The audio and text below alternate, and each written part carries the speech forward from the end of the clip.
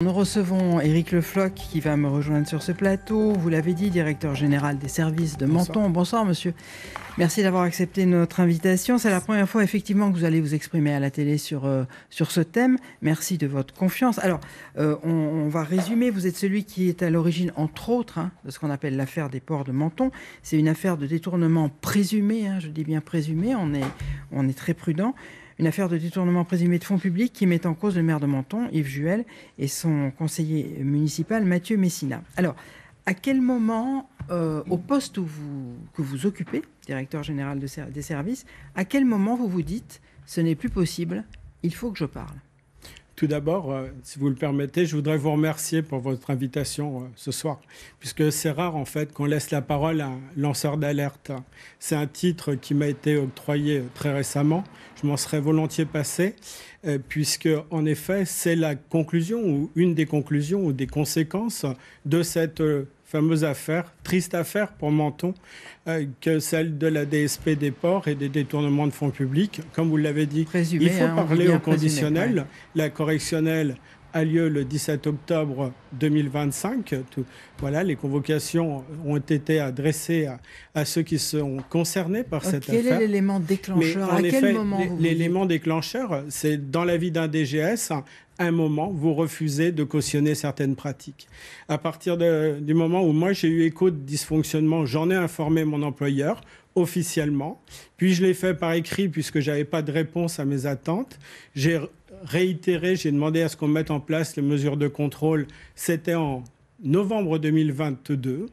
Rien n'a été fait. Arrive un moment où vous devez prendre vos responsabilités, puisque qui ne dit mot consent. Ce jour-là, j'ai pris l'initiative de solliciter un rendez-vous avec le préfet des Alpes-Maritimes et j'ai eu du coup derrière un rendez-vous avec le procureur de la République, puisque dans le cadre de mes fonctions, celle d'un directeur général des services, l'article 40 du Code de procédure pénale, c'est pas une vue de l'esprit, c'est une obligation imposée à tout fonctionnaire. Je pense simplement avoir fait mon devoir de fonctionnaire.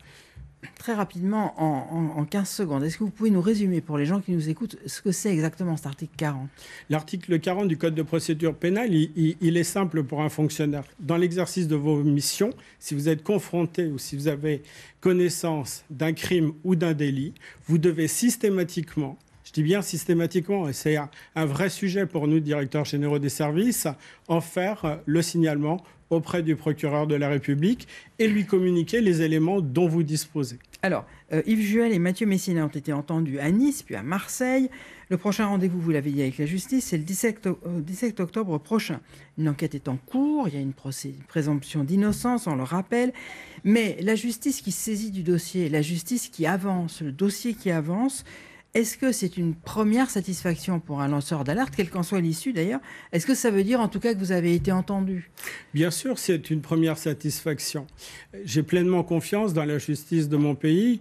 Et d'ailleurs, il faut rappeler qu'il y a déjà 3 ordonnances de référé du juge administratif qui a du coup décidé de ma réintégration.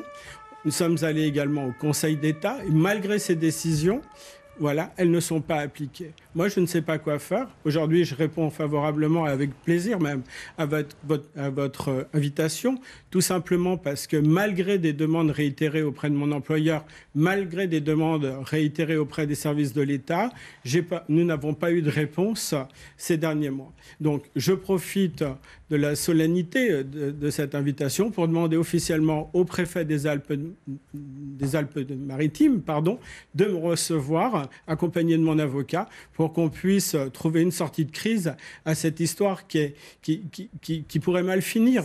C'est-à-dire mal finir ? Mal finir, vous savez, ça fait 2 ans. Moi, j'ai été suspendu de fonction le 10 mars 2023 parce que j'ai fait un article 40 et parce que j'ai refusé de cautionner certaines pratiques que je ne qualifierai pas ce soir ici. Bien sûr, c'est pas le lieu. Mais à partir du moment... En fait, ce que vous voulez dire également, c'est qu'à un moment... Dans cette histoire-là, votre vie, elle bascule, c'est ça ? Votre vie, elle bascule. Je suis marié, nous avons 3 enfants. Moi, j'ai été élevé avec des valeurs républicaines.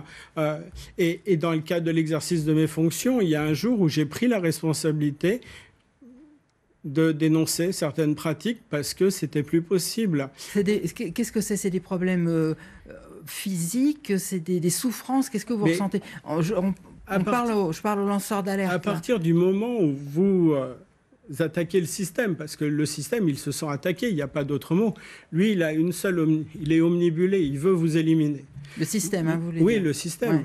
Que vous avez en face de vous, celui dont vous dénoncez les pratiques. Il y a des menaces? Oui, moi j'ai eu le droit à des menaces physiques, des menaces psychologiques, des menaces financières. Vous avez le droit à tout le panel, mais mon histoire, c'est celle de tous les lanceurs d'alerte aujourd'hui. Et je profite de votre plateau pour témoigner aussi au nom des lanceurs d'alerte. C'est une véritable catastrophe. Vous avez des gens qui, tous les jours, se battent pour rappeler les valeurs de la République et qui disent stop à la corruption. Et à un moment, c'est ce système qui décide de vous broyer parce que vous gênez, tout simplement. Et qui se sentent seuls, c'est ça. Le lanceur d'alerte, il est profondément seul. On a la loi Wasserman, 22 mars 2022, censée protéger les lanceurs d'alerte. Aujourd'hui, cette loi, elle nous a permis de clarifier la façon dont il faut faire un signalement, ce que le défenseur des droits a rappelé dans le cadre de ma procédure en disant les choses ont été faites correctement, mais derrière, il y a tout le volet lié à la protection des lanceurs d'alerte, où là, c'est une véritable catastrophe. C'est l'heure des questions. Jacqueline, est-ce que ce sujet a sollicité beaucoup de questions? Alors, vous avez en partie répondu à Orlane de Menton qui voulait savoir comment vous vous sentez depuis les faits. C'est difficile, très difficile, c'est tous les jours difficile. Une sonnette, un recommandé, et c'est l'angoisse, ça vous prend au ventre. Et on vit comme ça depuis 2 ans. Est-ce que vous le referiez ? Je ne le ferai pas seul, en tout cas. C'est le conseil que je donne à tous les lanceurs d'alerte. On a aujourd'hui des associations spécialisées. Surtout, ne soyez pas en première ligne. C'est trop violent, trop violent. Et est-ce que vous êtes en contact avec d'autres lanceurs d'alerte? Oui, bien sûr. J'ai intégré la maison des lanceurs d'alerte, à la demande du défenseur des droits, d'ailleurs.